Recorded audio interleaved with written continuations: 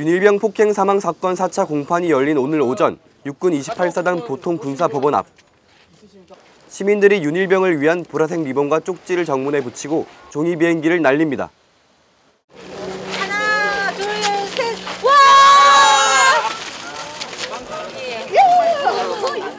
윤일병은 지난 3월 이후 이모 병장 등 4명의 선임병들로부터 상습적인 폭행과 가혹행위를 당했고 4월 6일 선임병들의 집단 구타로 내사 상태에 빠졌다가 하루 만에 사망했습니다.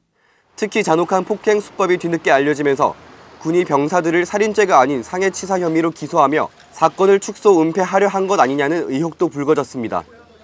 재판 과정을 직접 지켜보기 위해 아침 일찍 군인권센터와 함께 서울에서 출발한 시민 80여 명은 재판이 끝난 뒤에도 이번 사건에 대한 분노와 안타까움에 쉽게 발걸음을 돌리지 못했습니다.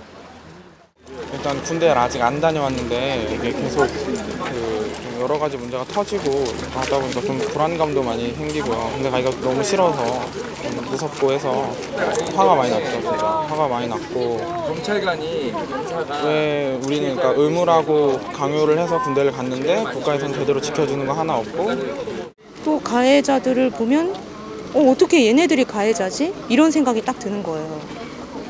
아니 왜 저랬을까 그 생각이 들고 뭐 때문에 어찌 보면 쟤네들도 그중에서 이제 또 원래 맞던 아이들도 있었다는데 자기들이 맞았으면은 좀 안 그랬어야 되는 거였었는데 왜 그럴 수밖에 없었는지 이게 병영 문화가 너무 잘못된 게 아닌가.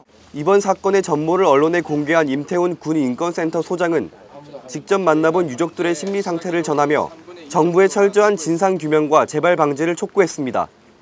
유족들은 지금 힘들어하시죠. 며칠 전에 와서 한 5시간 동안 펑펑 울다 가셨어요.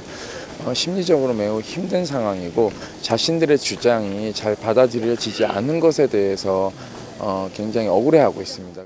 이어 임 소장은 땜질식 처방이 아니라 법 개정 등 시스템 개선을 통해 문민 통제를 받는 군대를 만들어야 한다고 주장했습니다.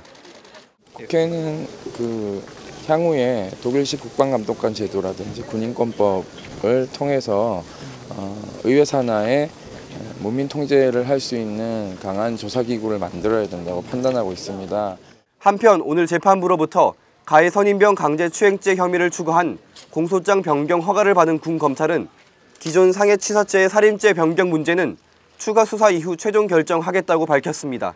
살인죄 부분은 국방부 검찰단에서 추가 수사를 할 계획이고 기록 검토한 후에 최종 결론을 내릴 계획입니다.